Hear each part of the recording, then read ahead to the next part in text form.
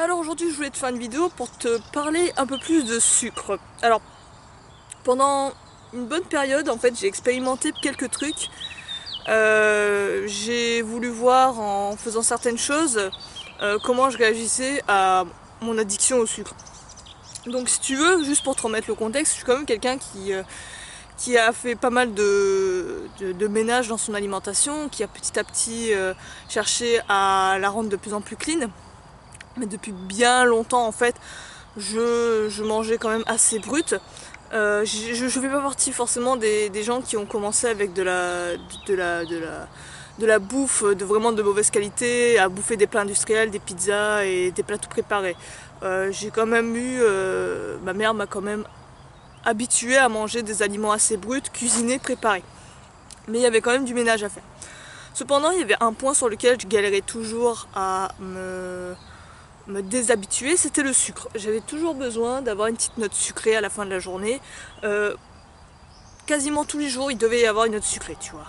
Et ça, c'était quelque chose qui me cassait vraiment les burnes parce que c'est une addiction qui me reste, tu vois.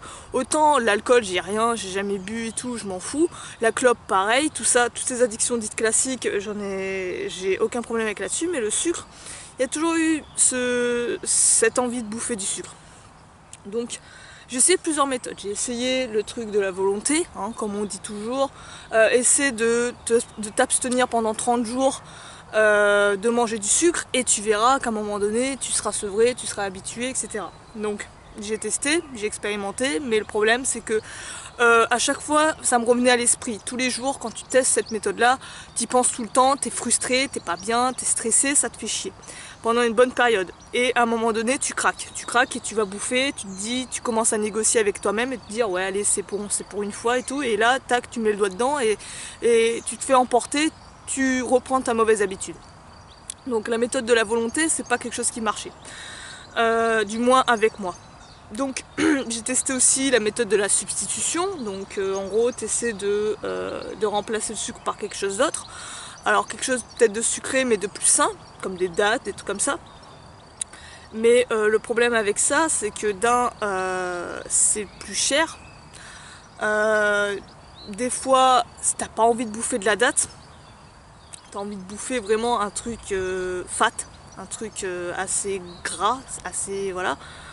Et voilà, t'as pas beaucoup de substitutions, et souvent quand tu penses sucre, tu penses pas à ça, tu vas vite t'en détourner et tu peux retomber dans ton addiction.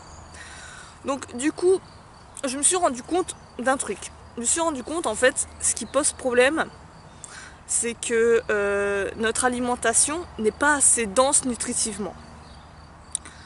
C'est-à-dire que depuis que je me suis mis à manger en plus grosse quantité, à essayer de prendre en masse, donc d'augmenter mes calories, je me suis rendu compte qu'inconsciemment, sans le vouloir, j'avais plus de place pour le sucre. C'est-à-dire qu'il y avait tellement de choses à bouffer dans la journée, parce que je te parle vraiment des aliments denses nutritivement, c'est-à-dire des aliments qui vont être à la fois riches en macronutriments, en protéines, lipides, glucides, mais également en micronutriments.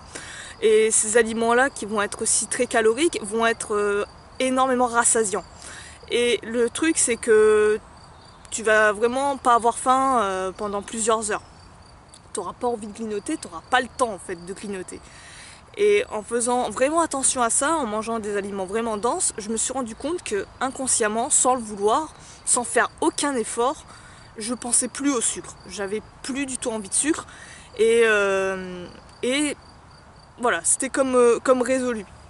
Donc j'ai expérimenté ça sur plusieurs semaines, etc. Et si tu veux, je passais comme ça 1 mois, 2 mois, voire même plus, sans vouloir grignoter une seule cochonnerie. Que dalle. Et maintenant j'en suis persuadée, bien sûr, j'ai pas d'études scientifiques et tout, je te parle vraiment de mon expérimentation, j'en suis persuadée que si tu manges suffisamment en quantité, donc en moyenne, moi je suis sur du 2000-2500 calories par jour.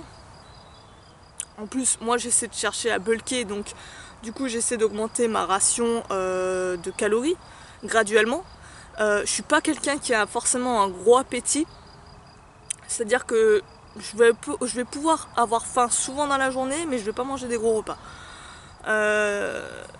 et ben rien que remplir ces 2000 calories, ça demande un certain effort quand t'as pas l'habitude de manger énormément d'aliments denses. 2000 calories avec des aliments de merde, avec de la fast-food, c'est facile. Mais tu vas avoir faim après, tu vas avoir faim parce que ton corps n'aura pas les nutriments dont il a besoin pour se reconstruire, pour grandir, si je puis dire. Et il va te réclamer. Et j'ai l'impression que il va te réclamer du sucre parce que c'est quelque chose qui est très calorique et qui va vite te rassasier, tu vois. Enfin, te rassasier, si je puis dire, va te rassasier pendant quelques minutes et encore. Je sais même pas si on peut appeler ça être rassasié. Et en faisant ça, c'était vraiment quelque chose de très libérateur parce que j'ai pas eu à réfléchir, j'ai pas eu à me forcer, j'ai vraiment eu aucune frustration parce que je mange en quantité, je me fais plaisir, je mange des aliments denses. Donc juste pour te donner un ordre d'idée, l'élaboration de mes repas, ils sont assez simples. Je pars sur les macronutriments et les micros. Donc en macronutriments, toujours glucides, protéines, lipides. Bon, les lipides, je vais soit en rajouter par des huiles, mais essentiellement par des oléagineux que je vais manger soit dans la journée ou quand j'en ai envie. Mais essentiellement protéines et glucides. Donc glucides, ça va être riz, blé, j'évite énormément, patates douces, glands quand j'ai la motive de les faire. Protéines, ça va être tout ce qui est protéines, soit végétales, soit animales. Et après, tu as la partie végétale. Donc végétale, ça va être des légumes. Je mange pas trop de légumes conventionnels dans le sens où ils sont assez pauvres nutritivement comparé à des plantes sauvages. Donc je vais beaucoup essayer de ramasser des plantes sauvages, donc des orties, des pissenlits, qu'est-ce qu'il y a d'autre, de la berce en ce moment.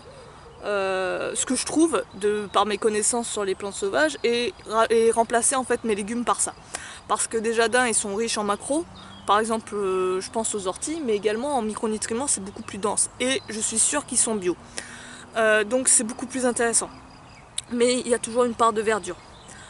Et voilà, mes repas ça va être essentiellement ça. Après je vais peut-être faire des petites collations avec des smoothies pareil très caloriques, avec du beurre de cacahuète, de la banane, de l'avoine, tu vois, des trucs vraiment assez très denses. Et comme ça me cale et ça me nourrit. Et mon corps il me réclame en aucun cas du sucre. Donc je t'invite à tester ça, essaie de voir si tu manges des aliments denses, pas de la fast food, pas des plats tout préparés et tout. Essaie vraiment de préparer toi-même tes aliments, prendre des aliments bruts, des céréales si tu as envie de manger des céréales, sinon des tubercules pour tes glucides, de la protéine animale ou végétale selon tes envies ou tes convictions. Et voilà, essaie vraiment de remplacer ça déjà dans un premier temps par des aliments denses. Et après, une fois que tu as fait cette étape-là, essaie d'augmenter graduellement tes quantités de nourriture, de tes portions, si tu as faim, si tu as encore faim. Et vois ce qui se passe. Donc après, ces conseils, ils sont généraux parce que ça dépend vraiment de chacun. S'il y en a, ils veulent perdre du poids ou d'autres qui veulent prendre du poids, je peux pas faire des conseils comme ça. Sinon, c'est du cas par cas, tu vois. Mais je te donne des grosses lignes et je te présente aussi mon expérimentation. Donc, je crois que j'ai fait le tour de ce que j'avais à te partager. En tout cas, ouais, dernier point. Du coup, juste pour le fun, je m'amuse à bouffer, à essayer de voir si, quand j'ai envie de clignoter un petit truc, juste pour le délire, au niveau sensation, ce que ça faisait. Donc déjà, je me suis rendu compte que quand tu vas dans les rayons, t'as moins envie, t'es moins attiré. Donc ça, c'est vraiment une bonne chose. Mais ensuite, quand tu manges, t'as pas autant de plaisir qu'avant. Enfin, c'est-à-dire que autant avant, tu pouvais te faire un paquet de gâteaux en entier. Là, tu en prends une petite poignée et ouais, enfin, tu vois, ça a vite fait le tour. Tu perds en fait cette appétence pour le sucre. Ça, c'est vraiment quelque chose de très agréable. Et après, c'est vraiment à l'expérimentation de chacun. Essaie de tester ça. Dis-moi d'ailleurs si toi, tu as des retours, des astuces et tout. Mais en tout cas, j'ai bien aimé cette façon de voir d'expérimenter l'arrêt du sucre. Donc, je vais te laisser là-dessus. Je te dis à la prochaine. Prends soin de toi. À plus.